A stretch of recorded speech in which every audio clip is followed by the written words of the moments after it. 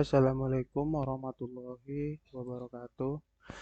Perkenalkan nama saya Muhammad Fibrian Hasibuan, NPM 2017 05 1033. Di sini saya akan menjelaskan tentang resume UAS basis data saya. Nah, di sini saya akan menjelaskannya, resume-nya apa saja yang sudah dijelaskan dari awal pertemuan hingga akhir pertemuan. Nah, ini untuk menyelesaikan eh, tugas UAS dari mata kuliah basis data. Nah, yang pertama adalah biasanya untuk meresum semua materi. Nah, untuk pertemuan pertama ini kita membahas tentang ya dasar-dasar dari database, apa itu database. Nah, di sini ada kita lihat pengertian database. Database atau basis data adalah kumpulan data yang dikelola sedemikian rupa berdasarkan ketentuan tertentu yang saling berhubungan sehingga mudah dalam pengelolaannya. Nah, melalui pengelolaan tersebut, pengguna dapat memperoleh kemudahan dalam mencari informasi, menyimpan dan membuang informasi tersebut. Kemudian selanjutnya kita membahas tentang istilah-istilah yang ada di database itu seperti apa saja.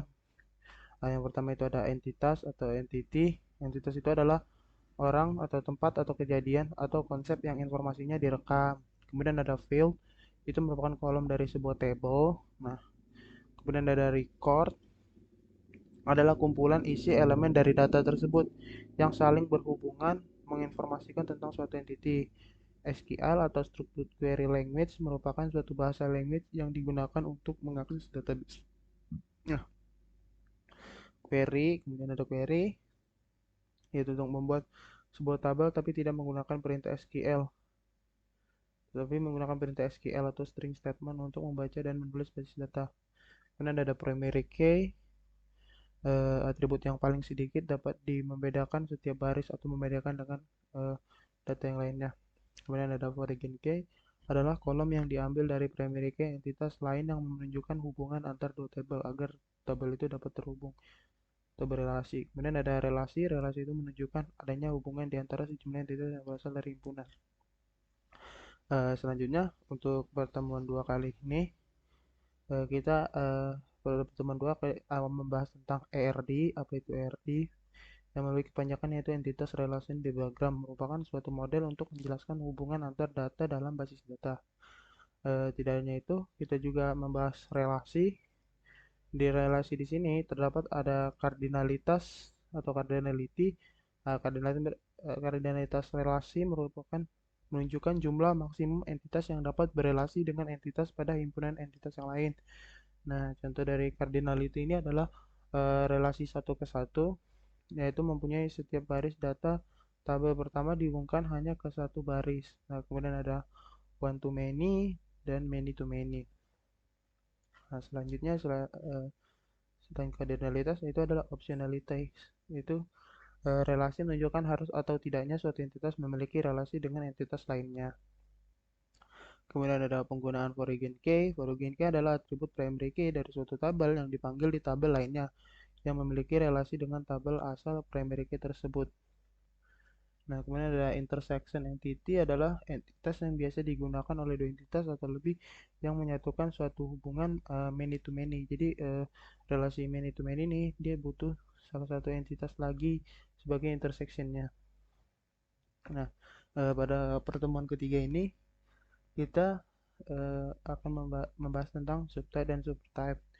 Nah, itu apa? Nah, subtype itu pengelompokan sebagian entitas atau instance dari suatu entitas tipe yang memiliki atribut berbeda dengan kelompok lain.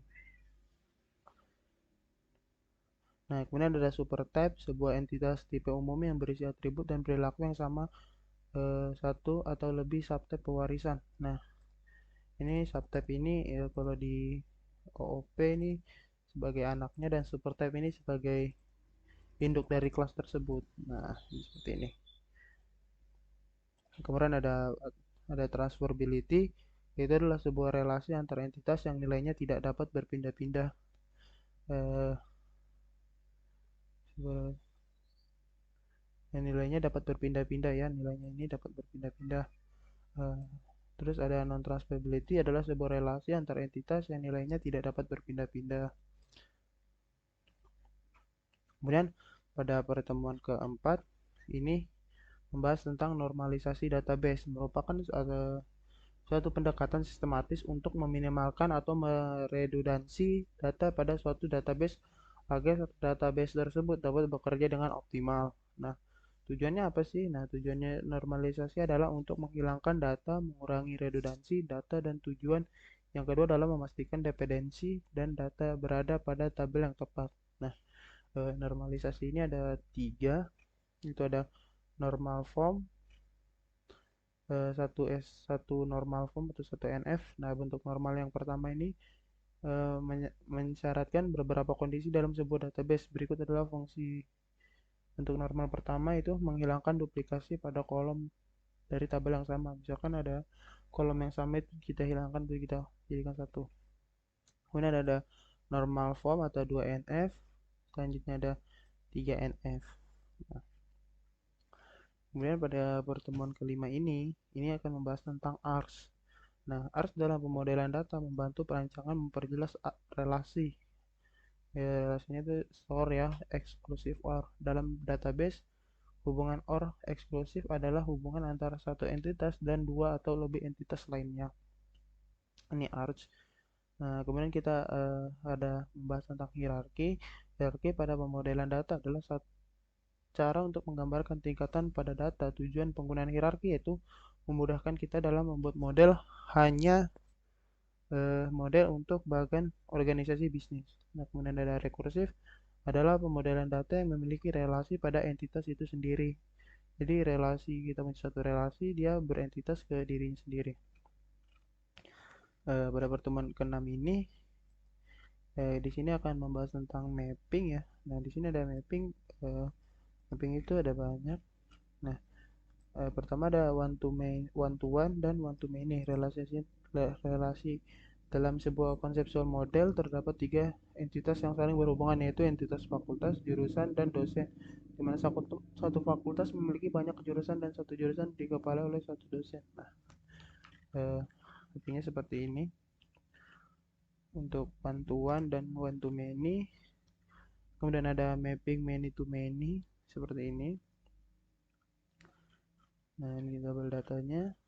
Kemudian ada dari mapping hierarchy relationship, coba yang tadi sudah kita bahas. Kemudian ada recursive relation, kalau kita lihat seperti ini untuk mappingnya. Mapping tuh yang ini nih ya, tabel-tabel ini. Kemudian ada mapping untuk arch. Jadi kita punya ERD seperti ini. Nah, maka tabel mappingnya itu akan menjadi seperti ini. Nantinya adalah mapping supertype dan subtype. Terdapat adalah konseptual model dengan entitas supertype dan subtype. Misal kita punya sini ya, punya PRD dengan subtype dan supertype. Nah, mappingnya maka akan menjadi seperti ini. Terus selanjutnya ada mapping non transferability, transferable relationship tersebut sebuah konseptual model dengan entitas dan relasi sebagai berikut. Nah, misalkan kita punya RD seperti ini, maka kalau kita buat mappingnya, dia akan menjadi seperti ini.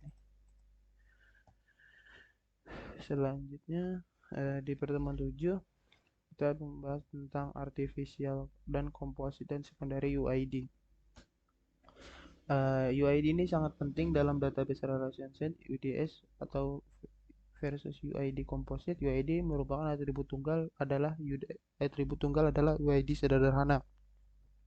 Namun terkadang satu atribut saja tidak cukup untuk mendefinisikan secara unik sebuah instance dari entitas lain. Jika UID adalah sebuah kombinasi atribut, itu disebut UID composite. Nah, misalkan kita punya seperti ini kan unik ya, cuman ada satu simple. Nah, ini adalah composite.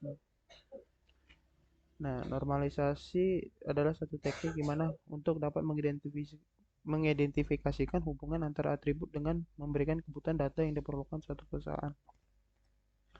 Ini satu NF. Nah, seperti ini.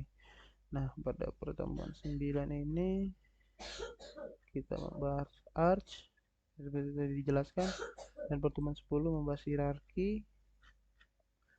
Pertemuan 11 kita bahas tentang modeling historical data. Nah, modeling historical data time itu ada satu modeling historical time. Nah, data historis, data yang mencatat sebuah dari waktu ke waktu. Nah, ini data historis. Jejak audit adalah catatan perubahan data selangkah demi selangkah. Contoh data seiring waktu hubungan antara Jewelry Piece dan Movistar harus direvisi menjadi many to many yang kemudian diselesaikan dengan entitas persimpangan rental history. Nah, jadi selanjutnya kita perlu menentukan UID riwayat rental. Misalnya kita karena dia many to many, kita buat kayak intersectionnya. Kemudian sini ada rental history-nya, Piece, ini ada primary key-nya. Nah, selanjutnya adalah modeling historical price, tracking price change. Selanjutnya kita ke pertemuan 12. Ini bahas tentang drawing convention for readability, atau konvensi menggambar ARD besar. Nah, semakin besar adalah rumit ARD, semakin menantang untuk meletakkan potongan-potongan dalam format yang jelas dan mudah dibaca. Ada dua konvensi menggambar yang banyak digunakan, yang menempatkan entitas volume tinggi di kiri atas halaman dan menempatkan entitas volume tinggi di kanan bawah halaman. Tidak penting konversi mana yang Anda ikuti, tetapi pilihlah salah satu dan coba gunakan secara konsisten. Misalkan di sini kita punya lihat, nah yang paling tinggi itu kan di sini nih. Nah, entitas dengan volume tertinggi. Nah, maka kita bisa taruh di atas gitu ya. Nah, tujuan utamanya pembuatan diagram adalah untuk memberikan representatif model yang dapat digunakan untuk tujuan komunikasi. Jadi agar mudah dibaca orang juga. Nih, karena volumenya lebih tinggi maka dia terus ini. Nah, di sini kita akan membahas tentang ilustrasi database relasional.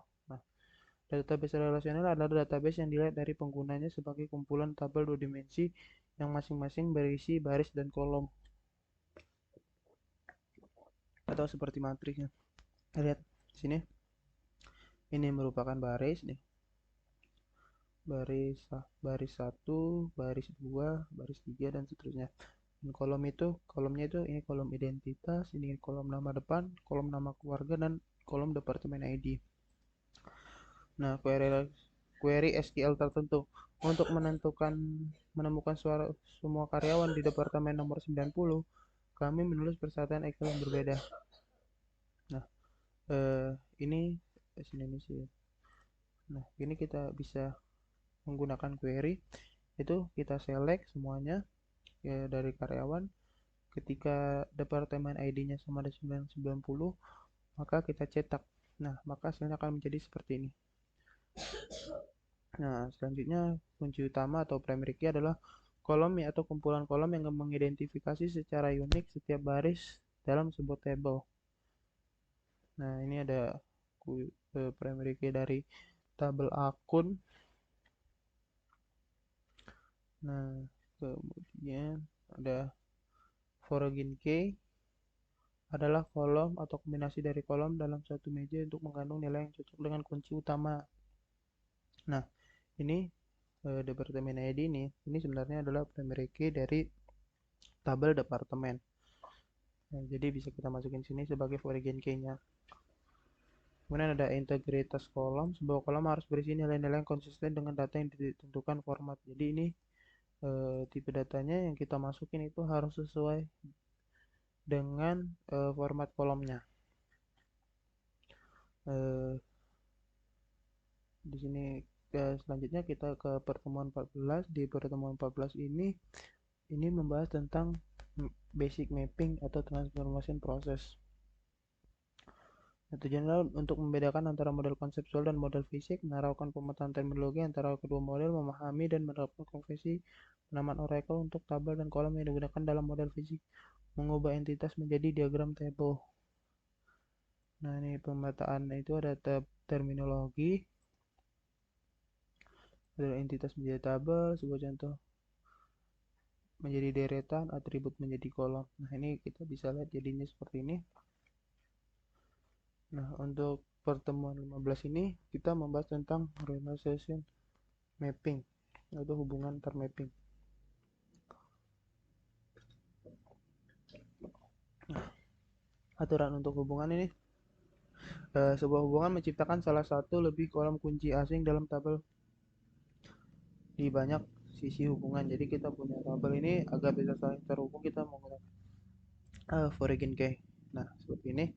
Misal kita punya tabel employee, kolom namanya ini ada departemen ID dan GR ID-nya. Nah, departemen ID ini itu adalah primary key dari tabel departemen. Nah, hubungan itu sendiri tidak terbawa di desain database akan menjadi dasar untuk sistem, tapi dengan model konseptual memastikan bahwa tabel, kolom, dan kendala yang dibuat dalam database relevan dengan bisnis dan memenuhi persyaratannya. Untuk pertemuan 16 ini kita membahas tentang subtype mapping atau implementasi supertype pada tabel. Nah, aturannya itu pengidentifikasian unik berubah menjadi kunci utama dan unik. Nah, hubungannya adalah hubungan pada tingkat supertype berubah seperti biasa. Nah, hubungan pada tingkat subtype diimplementasikan sebagai kolom kunci foreign key opsional. Nah, batasan integritas batasan pemeriksaan diperlukan untuk memastikan bahwa untuk setiap subtype tertentu semua kolom yang berasal dari atribut itu wajib tidak nol. Nah, kita implementasikan subtype dari dua tabel nih. Satu tabel seperti ini. Kita bisa lihat kita punya supertype-nya pakaian dan subtype-nya itu ada kemeja dan sepatu. Nah, untuk mappingnya seperti apa ini kita bisa lihat di sini. Dalam kolom namesheet itu ada ID, material, Steve, next, size, color, style. Nah, terus ada Taylor tuh date-nya sama MNR ini manufacturingnya dari mana. Kemudian ada SUS-nya ini. Nah, dengan kolom seperti ini dengan MNR itu dari manufaktur mana dan ref CLR ID ini adalah kolabornya ke atau tukang sepatunya ini. Jadi dia itu mempunyai hubungan dengan tukang sepatu, jadi tukang sepatunya ini. Nah, untuk selanjutnya memodelkan supertype sebagai ARS. Nah, ini kita kan entitas supertype dan subtype dapat dimodelkan sebagai hubungan bus ARS. Di sini sekali lagi adalah RD asli dengan supertype dan subtype. Nah, ini bisa punya sendiri kita jadikan ARS. Nah, untuk studi kasus saya adalah sebuah perusahaan yang membuat database tentang toko, yaitu di mana perusahaan tersebut memiliki banyak cabang dan memiliki supplier setiap tokonya. Kemudian terdapat data barang, mencatat transaksi dan penjualan, mencatat pembelian dan mencatat karyawan yang bekerja di toko tersebut. Nah, untuk sekian langsung saja kita menuju ke PHP My Admin. Nah, di sini sudah terlihat PHP My Adminnya. Kemudian kita buat tabelnya dulu. Karena saya sudah menyiapkan di sini query untuk membuat tabelnya lagi agar tidak terlalu sulit dalam membuatnya. Kita bisa pakai saja. Pertama kita buat dulu database-nya, misal di sini perusahaan.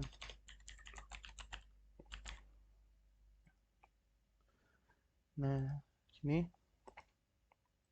Nah, selanjutnya soal kedua dari UAS dari mata kuliah basis data adalah membuat studi kasus dengan minimal 8 table. Nah, di sini saya akan membuat dengan 8 table dan studi kasus saya tadi. Nah, kemudian kita akan membuat tabelnya terlebih dahulu, yaitu ada 8. Kita buat saja. Ini kita go, ini dari saya buat sebelumnya.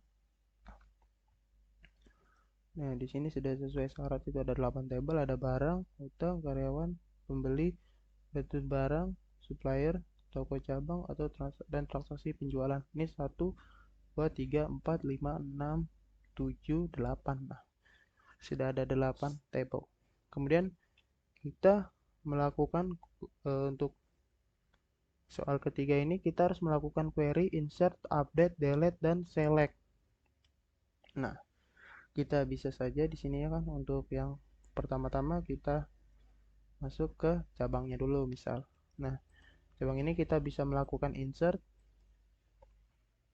dengan query. Sebenarnya kita bisa menggunakan di tab insert ini, tapi tidak, kita akan menggunakan query saja. Kita bisa ketik saja di sini insert into nama tabel yang akan dimasukkan ke tabel mana. Karena kita masuk ke toko cabang di sini. Nah, selanjutnya kita isikan field apa saja yang akan diisi. Karena di sini ada dua saja, ID cabang ini sudah primary dan auto increment. Nah, jadi dia kita isi yang nama cabang dan alamat cabang saja. Kita bikin nama cabangnya adalah Harum. Kemudian alamatnya kita bikin saja di sini di Bekasi. Ini kalau kita insert terjadi kesalahan. Oh iya, salah ya. Di sini seharusnya seperti ini dulu. Nah, ini kita masukin ke sini. Kita masukin dulu field apa yang akan diisikan. Di sini nama cabang dan di sini alamat. Nah, baru selanjutnya itu adalah values, data-data yang tadi kita masukin. Karena dia tipenya varchar,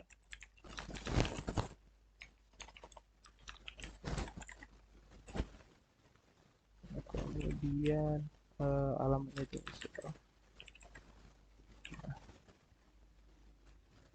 ini titik koma, kita go. Nah, ini kita bisa lihat sudah masuk datanya.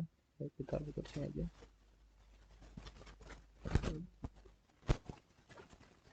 Nah, bisa kita lihat di sini datanya tadi yang kita masukkan. Kita bisa edit saja lagi, kita masukkan lagi, misal namanya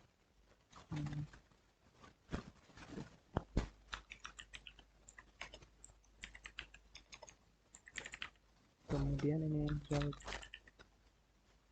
kita bisa masukkan dua sekaligus. Kita copy saja yang ini. Ini kan ini warung. ID-nya ke lokasinya di stok misal. Ini kita bisa go saja. Nah, dia bakal masuk datanya ke sini. Nah, ini udah kita sudah berhasil menyelesaikan untuk soal nomor 3 yang di bagian insert.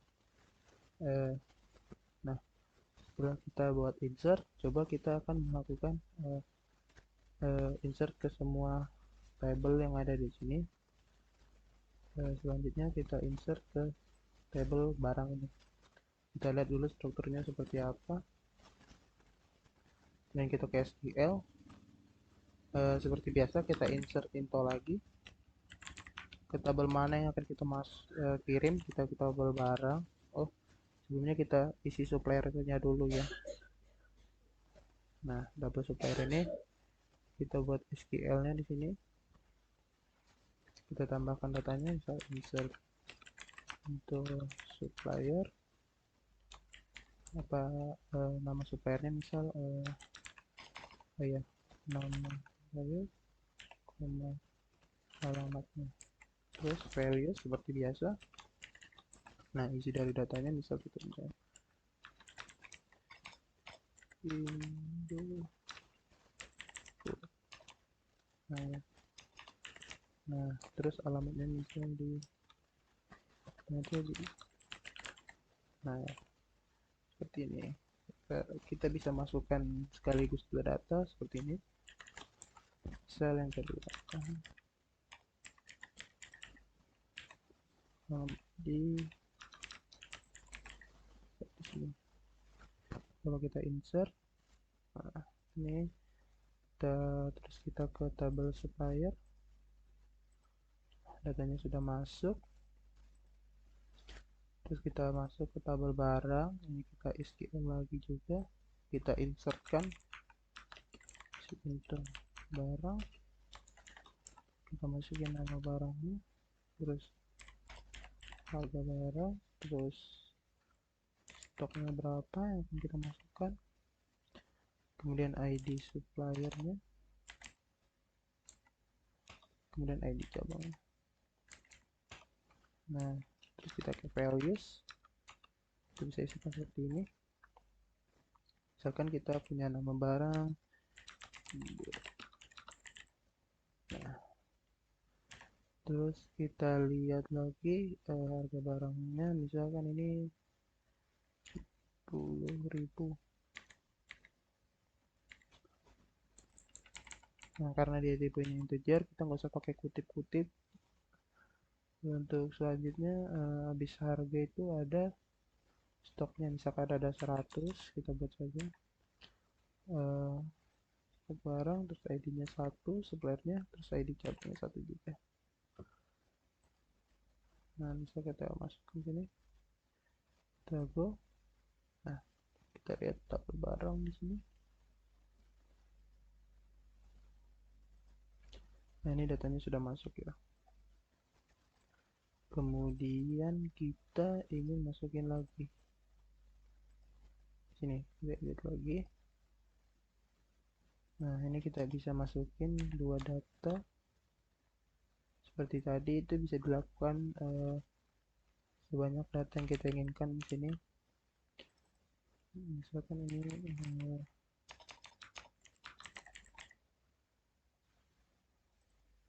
terus kita masukin 100.000,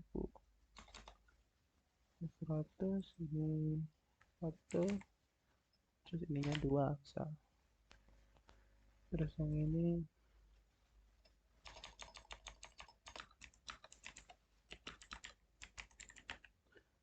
ID cabangnya 3.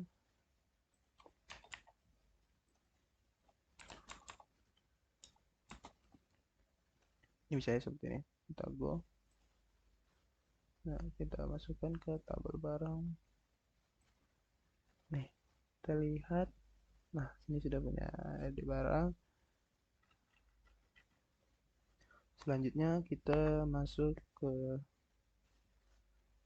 hewan, kita insertkan juga. Nah kalau ada yang lebih mudah itu kita bisa pakai tombol insert di sini ya, kita insert. Nah dia akan seperti ini. Kemudian values-nya kita sesuaikan saja apa yang kita inginkan. Di sini ada nama karyawan, misalkan namanya si Ujang, gitu. Terus alamatnya misal dia di Bandung. Nah, di cabangnya dia di cabang keberapa, karena ID-nya B1 dia integer, kita buat 1 saja seperti ini. Kita baru kita go kalau udah setuju, kalau ada salah. Wah ini ya, seharusnya kita gak usah masukkan ini karena kita mulai dari namanya. Nah ini udah kita insert karyawannya sini. Kemudian kita untuk yang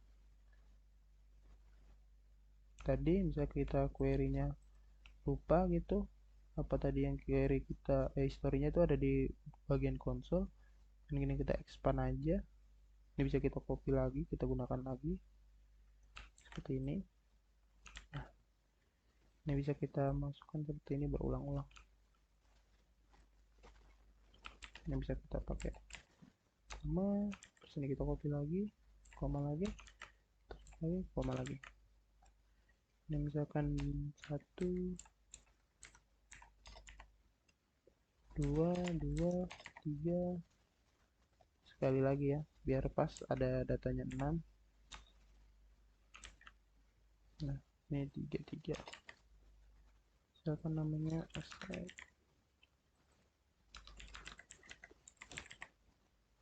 Nah ini namanya,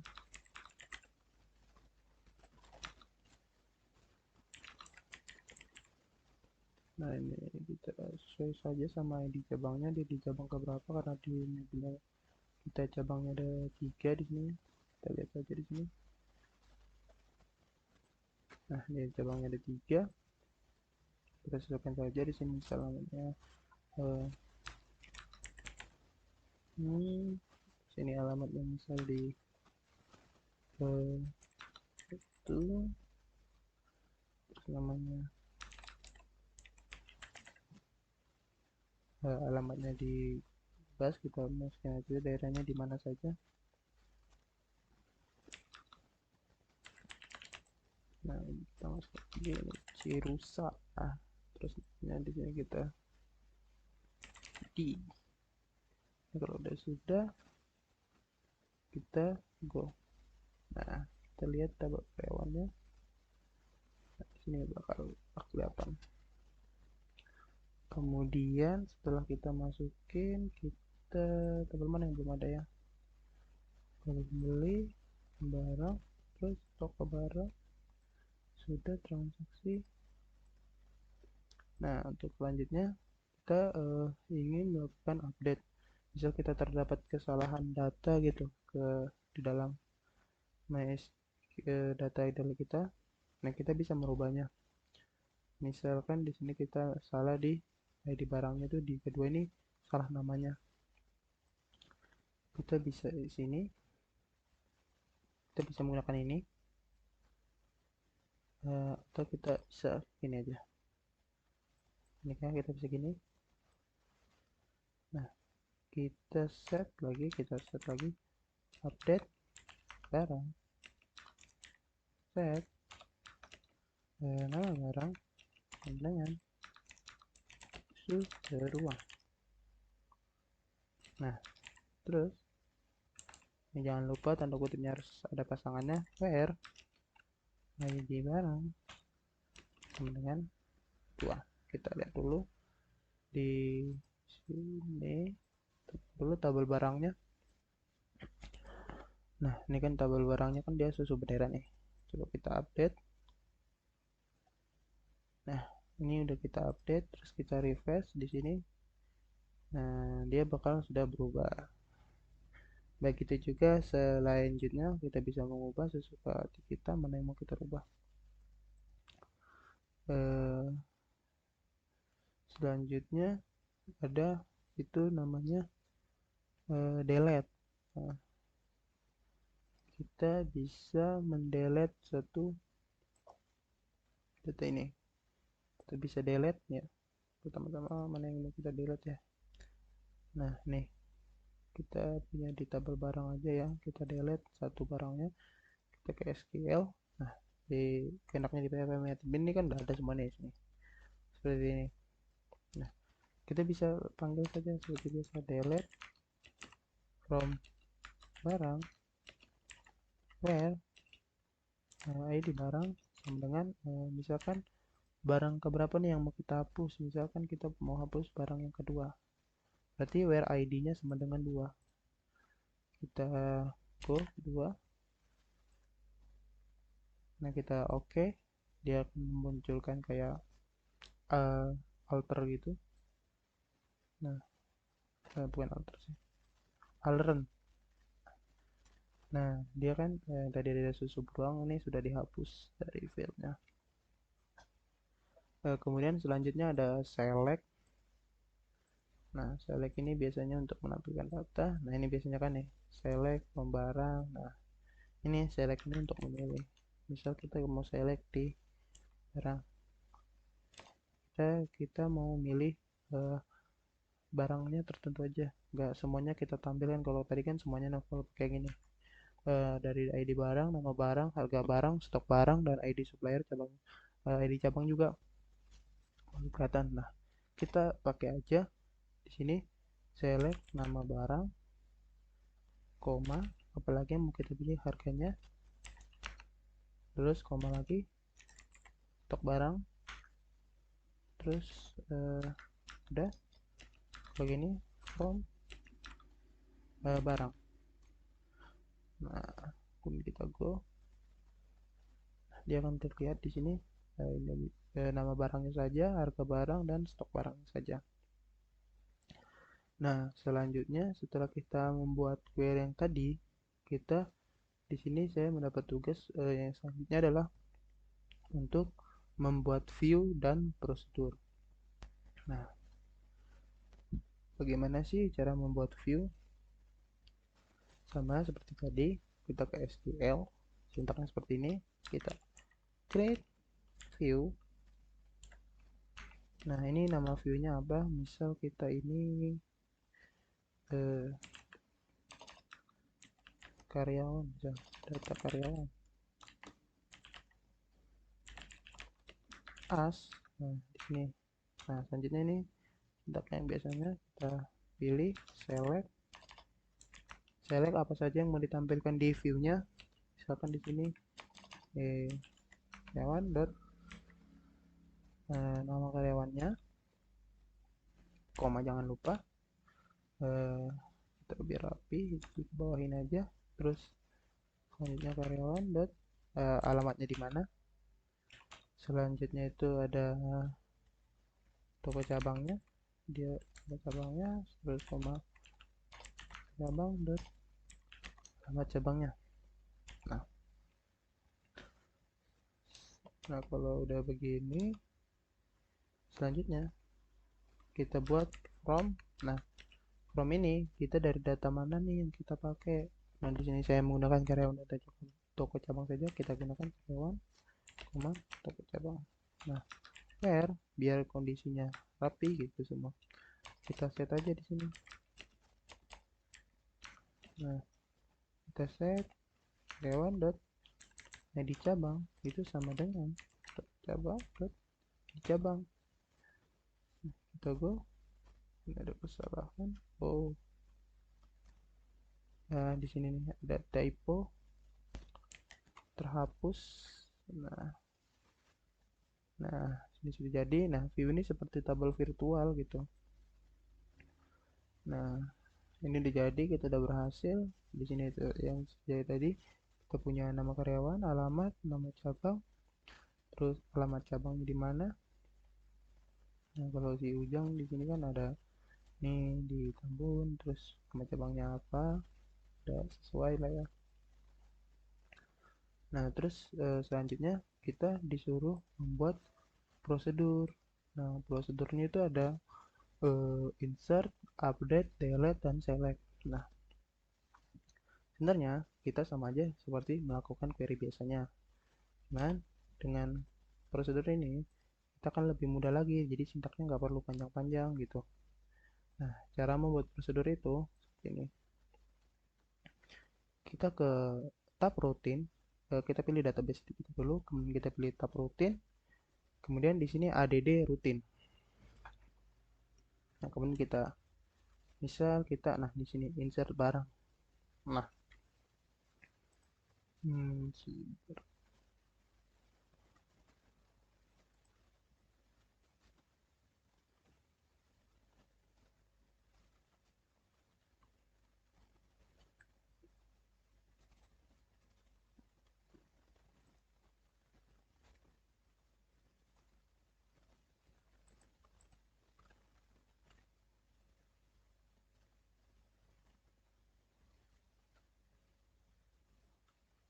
nah, nah, field barang ini kita harus sesuaikan field barang apa saja. Nah, karena dia insert, kita bisa pakai ini saja biar nggak lupa. Kita atur dulu ya rutinnya, yang kita bikin nama sesuainya, prosedurnya biar gampang diingat. Tipenya prosedur.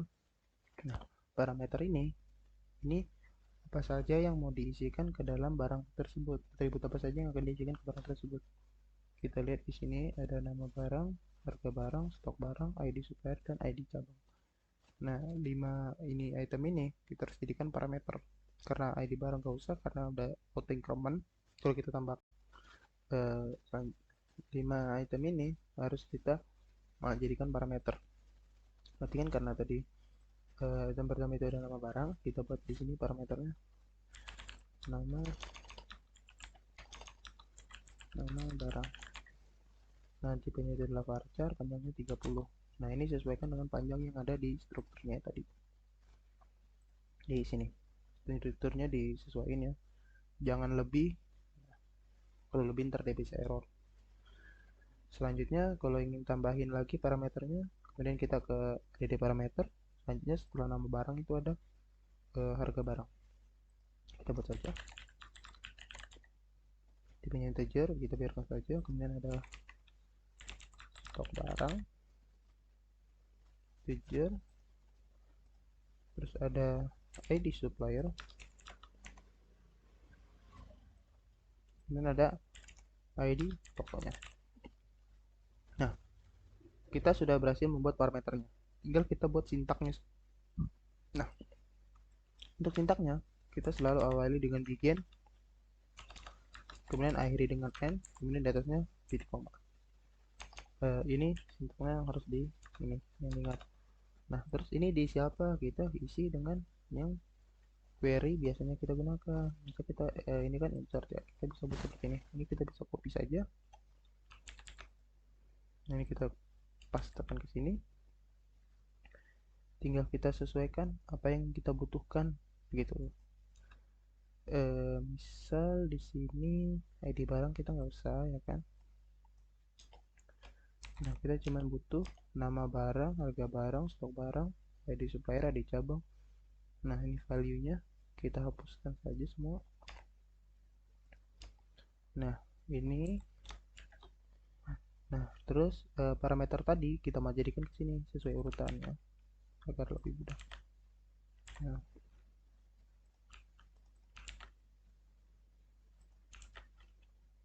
terus stok barang, selanjutnya ada ID supplier, terus ada ID tokonya juga. Nah, jika sudah yakin ini benar, kita tinggal go saja. Nah, maka prosedur itu sudah berhasil terbuat untuk yang bagian insert barangnya. Nah, cara menjalankannya itu seperti apa? Kita bisa ke prosedur. Nah, ini bisa kita execute. Kita ke tabel barang dulu ya di browser. Kita lihat tabel barang ini datanya cuma ada 2. Kita akan buktikan dan enggak sih di teman dengan prosedur datanya itu kan tertambah. Nah, ini saya pakai GUI-nya dulu sebentar, kita cocokkan. Misalkan nama barangnya kita masukkan saja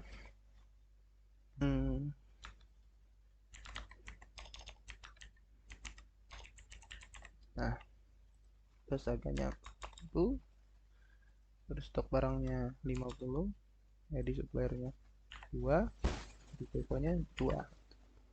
Kita go. Nah, ini berhasil nih. Nah, kita lihat nih ID tabel barangnya tuh, dia akan berhasil, dia akan bertambah datanya. Berarti kita udah sukses membuat prosedur untuk yang insertnya. Berarti kita ada 2 lagi yang harus kita buat, yaitu update, delete, and select. Nah, selanjutnya kita buat saja lagi yang baru itu untuk update ya. Ini hampir sama kayak insert, cuman kita bedain aja. Cuman dia akan update ya tipenya, update barang. Nah, parameternya nih kita butuh ID barangnya yang penting. ID barangnya, terus ada dia lagi, nama barangnya, jangan lupa ini varchar 30. Terus ini ada barang, terus stok barang, ID stok, terus ID supplier dulu atau toko dulu nih, ID supplier dulu ya, terus di toko. Nah, sintak sama seperti tadi, kita buat di begin, kemudian kita end. Nah, untuk update nya kita bisa buat, kita kesini, kita klik update saja. Nah, nih kita di sini kita copy saja. Nah, ini kita tinggal setting sesuai kebutuhan kita. Nah, ID barang nggak usah, karena kita nggak akan nge-setting ID barangnya. Kita akan mulai setting dari nama barangnya saja. Kita set nama barangnya itu akan sama dengan nama barang ini. Nah, ini seakan-akan tuh parameternya akan diparsing. Terus harga barangnya di sini masukkan saja. Dan ini stok barangnya kita masukkan di sini. Terus ID suppliernya, kalau kita ingin mengganti ID suppliernya, Nah, terus ID cabangnya di sini kita masukkan. Aduh, rada susah ya. Nah, ID tokonya ini kita set jadi di sini. Nah, where kita set lagi nih ID barang, ya bukan ya, barang dot ID barang sama dengan yang ini ID barang itu kita masukin.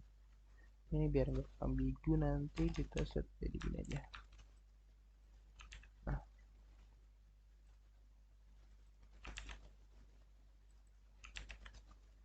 kita pindahin ke sini. Nah, kalau udah benar tinggal kita go. Nah, prosedurnya yang tadi udah kita buat untuk update barang. Karena tadi saya sudah menjalankan dengan GUI, saya akan menjalankan dengan SQL saja. Kita ke tabel barang, kita ke SQL-nya, SQL barang SQL. Nah, kita biar gampang ingat tabelnya. Nah, untuk memanggil prosedur tadi kita bisa menggunakan query call. Kali ini kita panggil namanya update barang. Kita harus sesuaikan nama prosedurnya seperti ini. Kita set, kita ingat dulu ID barangnya, parameternya apa saja. Itu pertama itu adalah ID barang.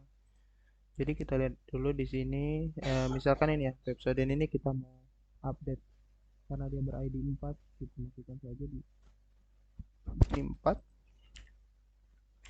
Terus nama barangnya kita ganti misalkan odol. Nah, ini. Terus harga barangnya tadi berapa tuh? 4.000, kita bikin jadi 5.000. Naik, misalnya naik harganya. Terus stok barangnya kita buat jadi 60. ID suppliernya jadi 2 saja tetap ya. Nah, ini kita buat jadi 1. Coba jadi 2, dibiarkan saja, tidak usah kita rubah. Kalau udah selesai, kita taruh parameternya, kita running. Nah, kita lihat datanya di sini. Nah, ini udah berubah ya. Nah, untuk bagian update udah selesai. Selanjutnya kita buat untuk prosedur delete dan select. Kita ke new, kita buat delete barang. Delete barang ini kita cuman butuh add saja, primary key saja kita ambil, kita buat di sini parameternya edit. Nah, kita buat di sini begin dot end. Nah, di sini kan kita mungkin sering lupa, kita tinggal pakai di sini aja nih. Nah, jadi kita nggak susah-susah menghafal lagi. Nah, kita delete from barang where, kita buka bisnis nih, barang dot id barang sama dengan nih. Jadi kita parsingkan parameternya.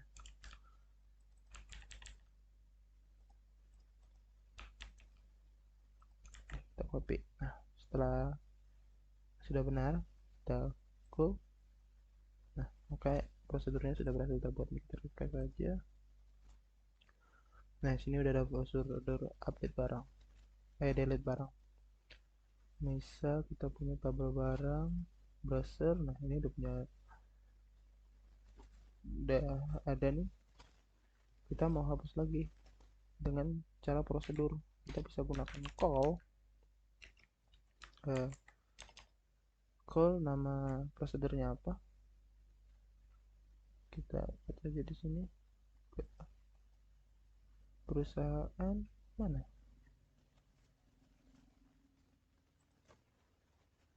prosedurnya sudah hilang. Oh, itu mungkin belum di refresh yang tadi ya. Di sini ya, kita ke SQL, kita call refresh dulu. Nah, ini kita call lagi, kita panggil delete barang. Nah, barang keberapa yang kita hapus, ID-nya dengan 4. Kita masukkan ke sini 4. Terus kita sini, kita go. Nah, ini udah berhasil. Terus kita lihat tabel barangnya. Nah, ini tabel barangnya sudah terhapus. Kemudian kita akan melakukan yang namanya select. Nah, kita akan membuat prosedur untuk mencari data gitu ibaratnya. Kita buat aja search barang biar lebih mudah diingat, sama seperti tadi. Satu aja parameternya udah cukup. Ini untuk mencari khusus ID barang aja. Bisa juga kita cari menggunakan like atau dari nama barangnya. Nah, kita di sini menggunakan ID saja. Kita seperti biasa, kita begin select barang, di select semua from barang, where barang.id barang sama dengan yang ini. Nah, ini kalau kita selesai, kita titik koma, jangan lupa, terus kita end. Nah, ini kalau udah selesai kita go. Nah, sudah go nih. Oke, udah selesai. Kita tinggal bisa pakai query lagi seperti tadi. Kita scale lagi, kita call lagi. Nama ininya search barang ya. Kita search barang, search barang. Nah, search barang, search S-nya kecil. Nah, kita ini sesuaikan ID keberapa yang mau kita cari. Kita lihat di sini ID ketiga misal. Kita pasang ID-nya. Kita go. Oh, di sini salah ya.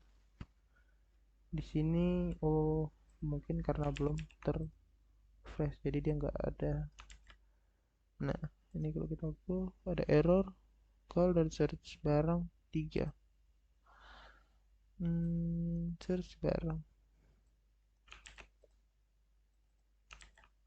Nah, ini benar-benar ada typo. Ini kita go saja. Nah, di sini kita bisa lihat kan dia sudah tersearch gitu. Sesuai ID. Oke, ya, prosedurnya sudah berhasil kita buat semua. Mungkin sekian video yang saya sampaikan. Jika ada kurang lebihnya mohon dimaafkan. Wabillahi taufiq wal hidayah. Wassalamualaikum warahmatullahi wabarakatuh.